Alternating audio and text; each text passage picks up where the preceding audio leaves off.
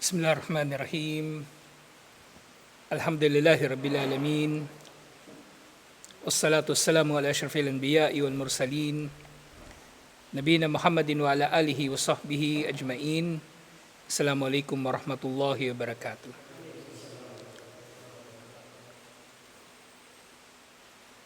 So inshallah, Al-Qiyamatus Sugra. So tiyatalaki pa rin natin yung pagdating ng mga fitna sa umma ni Propeta Muhammad sallallahu alaihi wasallam. At ang kauna-unahan nga sa malalaking mga fitna ay ang pagkakapatay kay Uthman bin Affan radiyallahu anhu. So ngayon inshallah, yung huling natalakay natin na pinawalang saysay nga ng mga scholar yung bintang na merong ilan sa mga sahaba ang naroon sa pagkakapatay kay Uthman bin Affan radiyallahu anhu at may kinalaman dito. So, sa pang-apat na usapin, muli tungkol dito sa mga sahaba. So si Muhammad bin Abi Bakar radiyallahu anhu, amma Muhammad bin Abi Bakar falaysa huwa minas sahabati aslan. Sasabihin man natin na pinanganak itong si Muhammad bin Abi Bakar, the earliest sa taon na namatay si Propeta Muhammad sallallahu alaihi wasallam. So yung edad niya rito ay nasa mga 20 plus, 24 ganun. So hindi pa rin siya kabilang sa mga sahaba. Pero syempre, sa kabila nito, thumma innahu lam yasuh ishtirakuhu fi qatli Uthman. Hindi rin tama o napagtibay ang anumang ulat na siya ay may kinalaman sa pagkakapatay kay Uthman bin Affan radiyallahu anhu. Kasi yung mga tao, kumbaga, na nagnanais na magpakalat ng fitna, ginagamit nila si Muhammad bin Abi Bakar radiyallahu anhu, o pwedeng hindi na pala natin sabihin na radiyallahu anhu kasi hindi nga siya kabilang sa mga sahaba, rahimahullah, na wala nga siyang kinalaman doon, pero nga iniugnay nila kasi kapag merong kahit isa sa mga sahaba ang mapaniwala nila mga tao na may kinalaman sa pagkakapatay kay Uthman bin Affan radiyallahu anhu, kumbaga nabigyan nila ng justification ng pagkakapatay kay Uthman bin Affan radiyallahu anhu. Pero nga hindi rin ito totoo. Regardless, sahaba man siya o hindi nga totoo na may kinalaman si Muhammad bin Abi Bakar radiyallahu anhu sa pagkakapatay kay Uthman bin Affan. Wala fi at-tahridi alayhi. At wala rin siyang kinalaman sa paghimok sa mga tao laban kay Uthman bin Affan. So ganito kumikilos yung mga tao na naghahangad ng fitna sa mga Muslim. Hindi nila direktang ipinapakalat ang fitna. Pinapadaan nila ito sa mga kumbaga hindi pansin na mga kaparaanan. Maliliit na mga kaparaanan, kumbaga kung sa apoy, ang mga apoy ay lumilitaw sa pamagitan lamang ng kaunting baga. O kailangan lang nilang mapagningas yung fitna na yun. So pinaginitan nila si Muhammad bin Abi Bakar. Katulad halimbawa ng mga ligaw na sekta, o kahit ng mga kalaban ng mga Muslim, mga Orientalist, tinatarget nila palagi si Abu Hurairah, ang pagkatao ni Abu Hurairah. Kasi kapag napasinungalingan nila si Abu Hurairah, mapapasinungalingan din yung libo-libong mga hadith na napagtibay mula kay Abu Hurairah. Kaya magiging malaya sila na sabihin laban sa Islam ang anumang nais nilang sabihin, kasi hindi na natin magagamit ang mga hadith na iniulat ni Abu Hurairah bilang dalil. Pero yun nga, napagtibay ng mga scholar sa lahat ng mga nag-ulat ng mga hadith, si Abu Hurairah ay kabilang sa pinaka mapagkakatiwalaan. Alhamdulillah. So nga itong si Muhammad bin Abi Bakar ay napawalang sala na ng kasaysayan na meron siyang kinalaman sa pagpatay kay Uthman bin Affan radiyallahu anhu, o kaya ay paghimok sa mga tao laban sa kanya. Waqad athbata ba'd al-ulama riwayat tabayyana taraja'uhu anil musyarakati fi katli Uthman. At syempre napagtibay din ng mga scholar ang kanyang kumbaga pagpapawalang sala sa kanyang sarili. So tinatanggi talaga ni Muhammad bin Abi Bakar na meron siyang kinalaman sa pagkakapatay kay Uthman bin Affan radiyallahu anhu.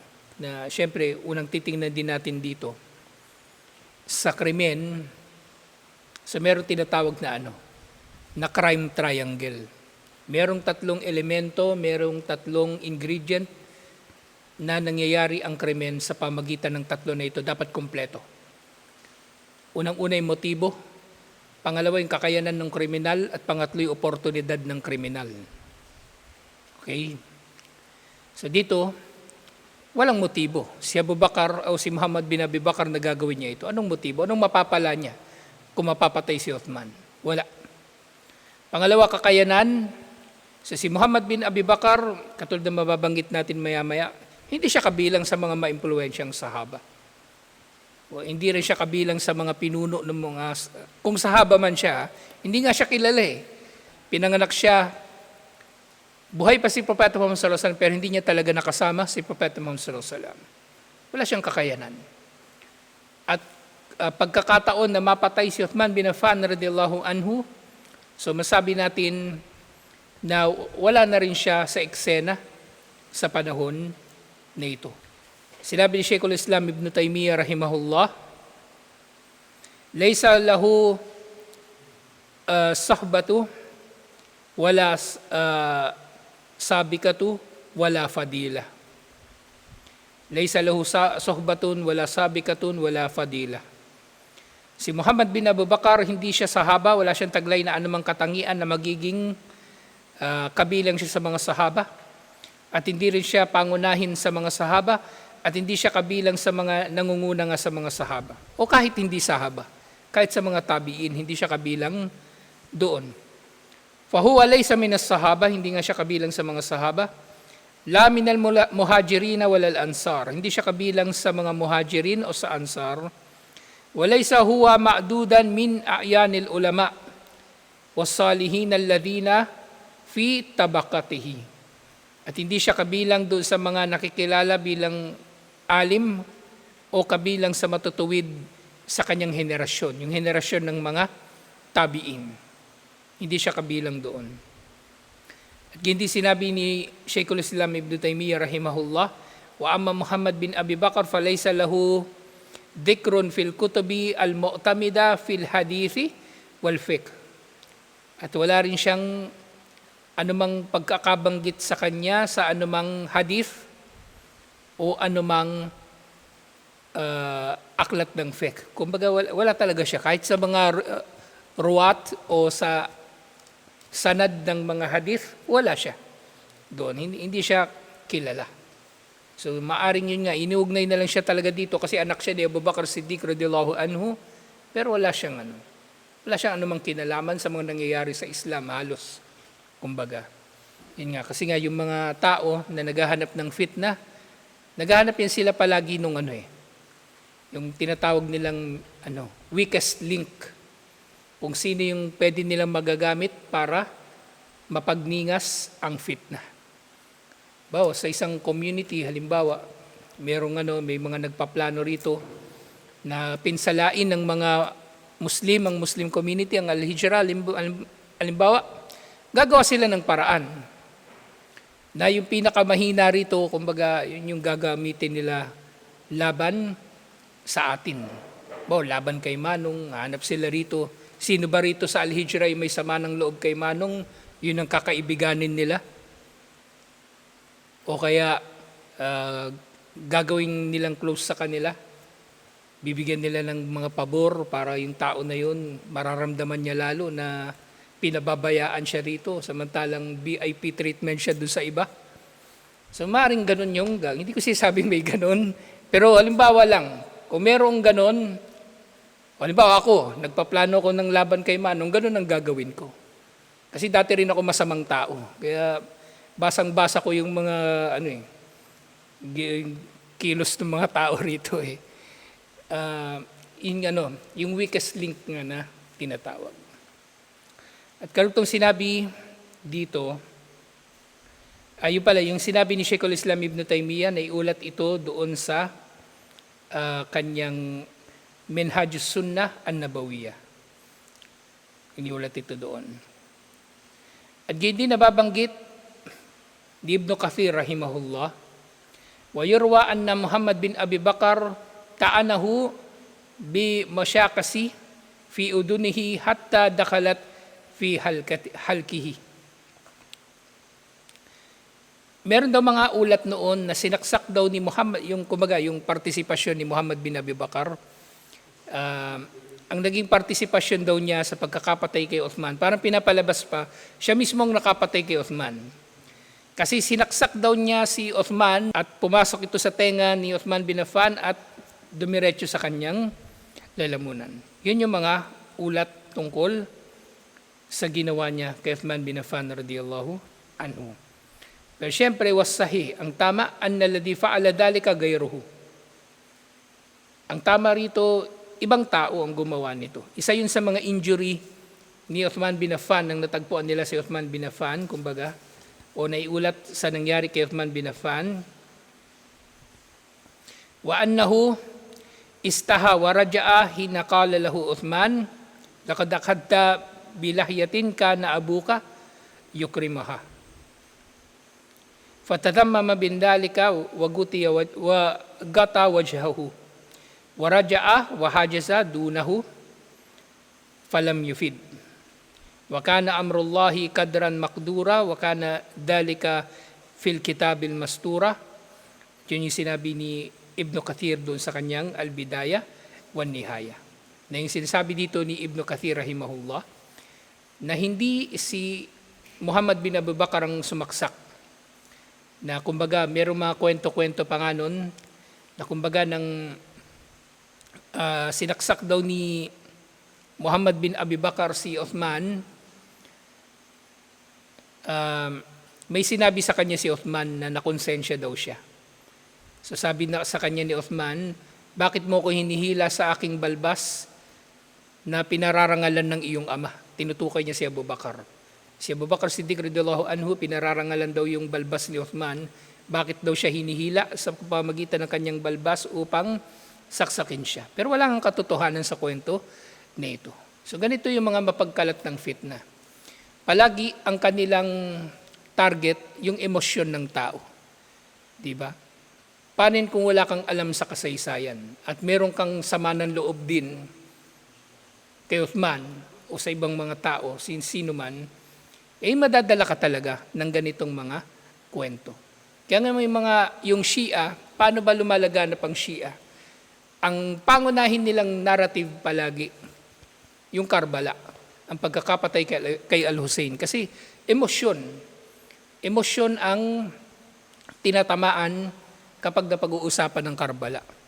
At saka lang nila palilitawin muli yung pagniningasin pa yung galit ng mga tao sa Ahlus Sunnah kapag natalakay na pinagkaitan daw ng mga sahaba si Ali radhiyallahu anhu ng pagiging khalifa. Pero lahat ng ito ay kasinungalingan. Okay? Si Al-Hussein, hindi sahaba yung kalaban niya. Si Yazid, hindi sahaba. Anak yun ni Muawiyah, pero hindi yun sahaba. Pinanganak siya, nabuhay siya, patay na si Propeta Muhammad sallallahu alaihi wasallam. At si Ali radhiyallahu anhu, hindi rin siya ang unang khalifa. Kasi kung ganun man, ito pa yung isang usapin dyan kung si Ali talaga ang dapat unang sahaba, ang unang tanong at malaking tanong, bakit hindi niya pinaglaban? Bakit hindi mismo si Ali ang nakipaglaban? Diba? Ibig sabihin, nagparaya si Ali. Nagparaya si Ali. Kung nagparaya si Ali, bakit ikaw nakikialam? Ikaw na Shia ngayon, bakit ka nakikialam? Bakit ka nagmamarunong? Mas marunong ka pa kay Ali? Kaya sasabihin mo, dapat si Ali ang unang khalifa? Hindi ganun. Okay? So, walang talaga. Wala silang anumang magagamit laban sa katotohanan, kundi kasinungalingan. Nag-iimbento na lang sila ng kasinungalingan. Para sa Kongreso kanina, yung kay Sara Duterte. Yung mga komunista, wala na silang masabi kay Sara. tungkol sa batas. Kaya nasabi na lang nung yung isang NPA doon, si Sara daw parang pusit, wala siyang maisip na masasabi na anumang batas o anumang patakaran sa gobyerno o sa kongreso o sa konstitusyon laban kay Sara. Nabanggit talaga niya para kang pusit. Na kapag nasusukol daw yung pusit, naglalabas ng itim na tinta. Kung sa logic, yun ay fallacy. Ang fallacy sa logical fallacy, di ba? Pinag-aralan niyo yun? Hindi rin. Naku, patay tayo dyan. Yung fallacy, kumbaga yun yung kumbaga sa logic, yung hindi katanggap-tanggap na nakatwiran. Ang tawag doon, ad hominem fallacy. Kumbaga yung fallacy na pagsalakay sa katauhan ng katunggali mo. Wala ka na maisip na argumento, pinipintasan mo na lang yung kausap mo. Pinipintasan mo na lang yung kausap mo. Pinag-uusapan nyo, ang dapat pinag-uusapan nyo yung tamang oras ng sala. Diba? Tamang oras ng... Wala ka nang makatwiran, sasabihin mo na lang doon sa kausap mo, ang pangit mo, wala kang kwenta. Bakit ba wala ikipag-usap sa'yo? Ganun yung nangyari. Ganun yung Shia. Kumbaga.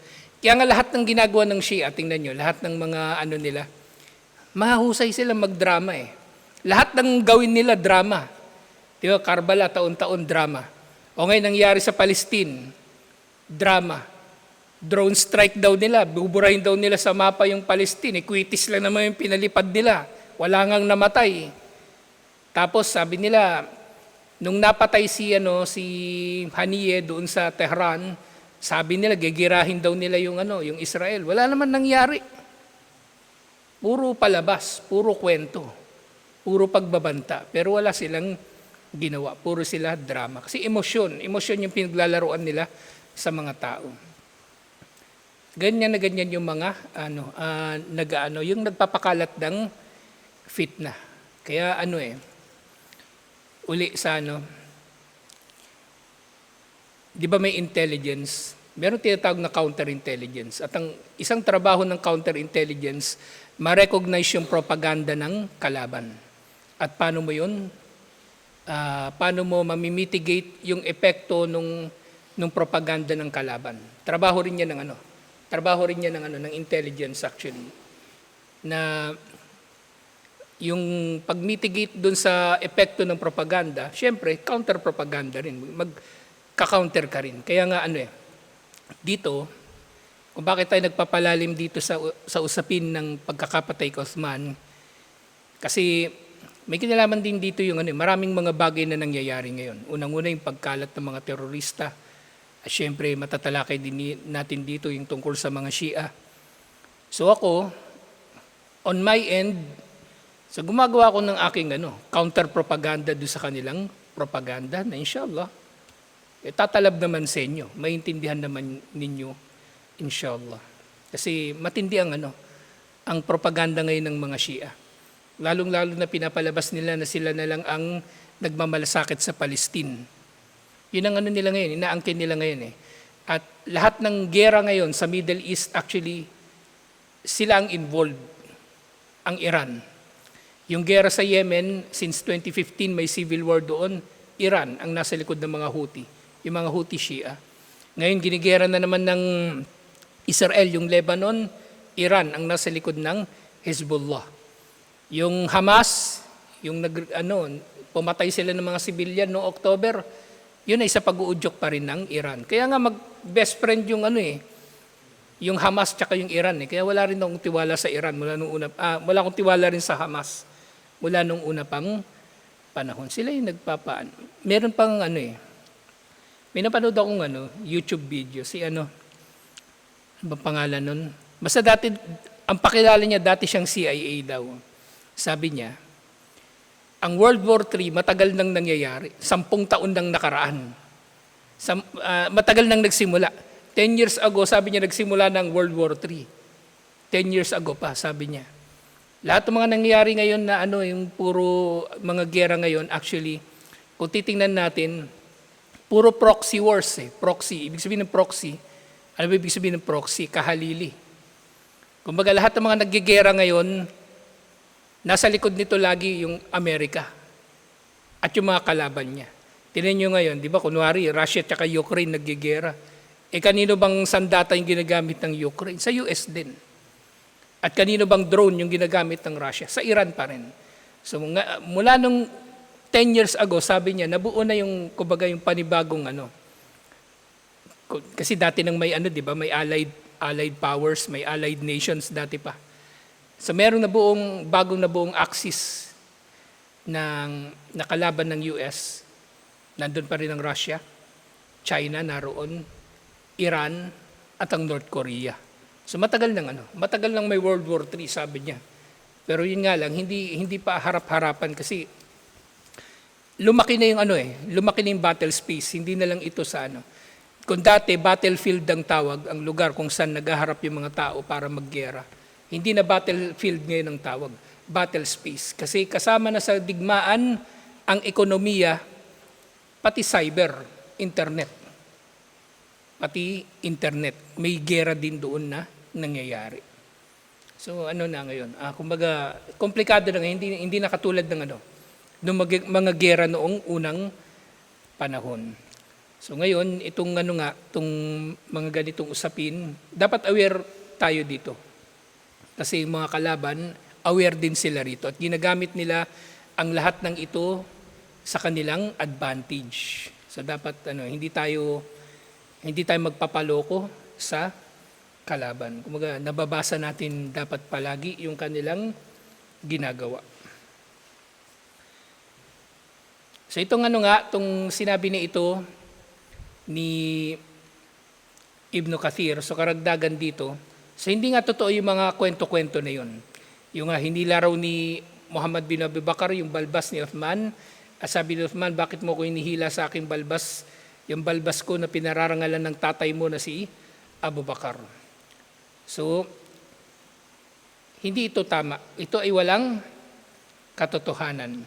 Ito ay walang katotohanan. At yun nga nangyari, ang pagkakapatay kay Uthman bin Affan radhiyallahu anhu na kinamumuhian nito ng lahat.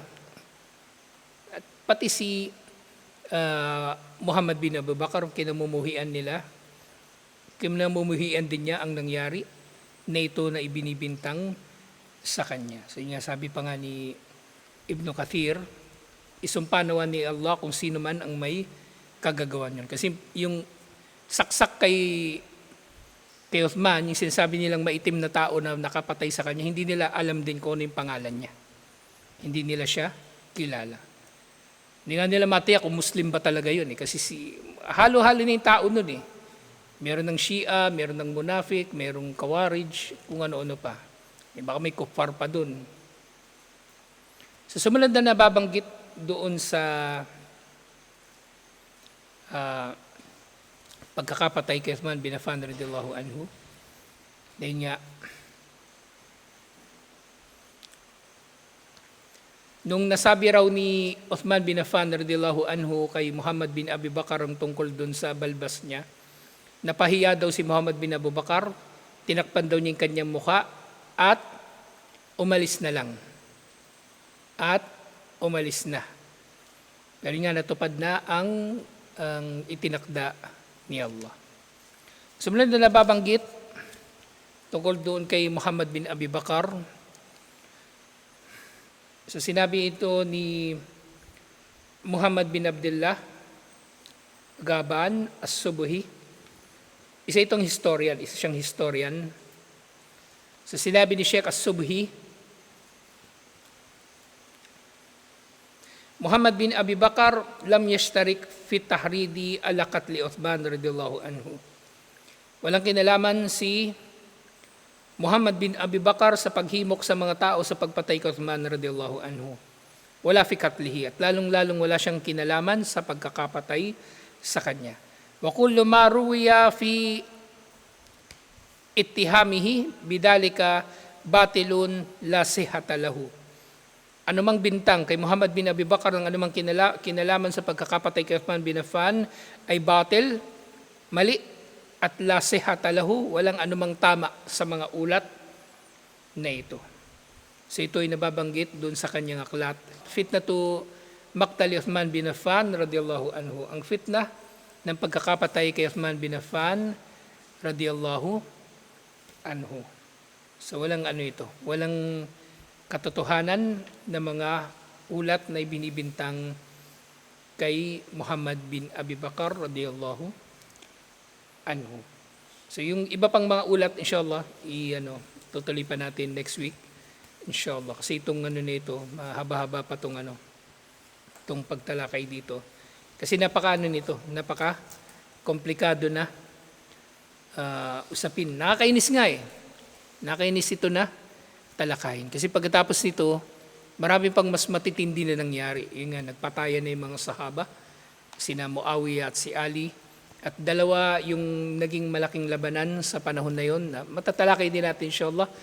Yung Ghazwatul Jamal, yung digmaan doon sa camel, yung kasi pinag-aagawan nila yung camel na kung saan nakasakay si Aisha radiyallahu anha. Kasi si Aisha kumampi kay Muawiyah. At syempre yung narrative na yon ginamit din ng mga Shia para siraan lalo si Aisha, na siya di umano ay nagrebelde sa khalifa na si Ali. At syempre yung pangalawang labanan nila na malaki din, na doon na namatay si Ammar bin Yasir, na sinabi ni Propeta Muhammad sallallahu alaihi wasallam na mapapatay si Ammar bin Yasir ng grupo na sumusuway, grupo ng mga suwail. Si Ammar bin Yasir kasama ni Ali bin Abi Talib radhiyallahu anhu sa kanyang hukbo. Pero alhamdulillah, marami din naman sa mga sahaba yung hindi sumali sa kahit alin sa dalawang grupo. So matatalakay din natin kung sino sila. Pero sa panahon na nga na ito, ilang taon na yung lumipas pagkatapos ng kamatayan ni Propeta Muhammad sallallahu alaihi wasallam? 24 years. So konti na lang talaga yung mga sahaba rito. Wala na silang 100 siguro. Kumbaga yung mga sahaba talaga na, yung mga, ibig sabihin yung muhajirin sa Ansar, wala na. Kaunti na lang sila na natitira. Kaya ganun na lang din kagulo. Kaya totoo yung yung naikwento mula kay Ali bin Abi Talib radhiyallahu anhu, merong nagtanong sa kanya, bakit nung panahon ng pamumuno ni Abu Bakar ay panatag, samantalang ngayon sa panahon ng pamumuno mo magulo?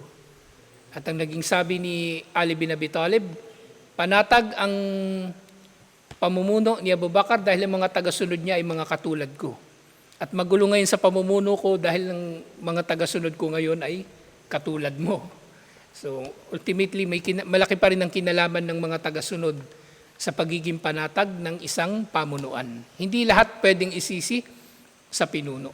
Kahit gaano kagaling yung pinuno, kung mas maraming gagong tagasunod, magulo pa rin. Yan ay tatanim niya sa utak ninyo. Hindi pwedeng lahat sisisi nyo kay Manong. May pwedeng isisi kay Manong, meron naman, pero hindi lahat. Okay? Kumbaga, halimbawa na lang yan, di ba, si Musa alayhis salam. Hindi ba matino si Musa alayhis salam? Bakit magulo yung panahon niya? Kasi puro kupal yung yung mga angkan ng Israel, yung mga Hudyo. So hindi lang wala sa pinuno lang ang tagumpay ng anumang jamaa. Ito ay balanse na pagiging mahusay ng pinuno sa kanyang pamumuno at pagiging mahusay ng mga tagasunod sa kanilang pagsunod. Dapat pareho. Hindi pwedeng isa lang yung kumikilos. Dapat sabay sila. Kaya nga yung magulo na yung mensahe TV, sabi nila, magulo daw yung mensahe. Sabi ko, magulo rin kayo Yung mga Arabo, magulo kayo, hindi nyo rin alam yung ginagawa nyo Maraming matututunan dito. Inshallah, lalong-lalo na para sa jamaa ng mga Muslim, inshallah. Na kumbaga, nakakainis na matalakay, pero necessary na matalakay, inshallah. So, hanggang dito na lang. Assalamualaikum warahmatullahi wabarakatuh.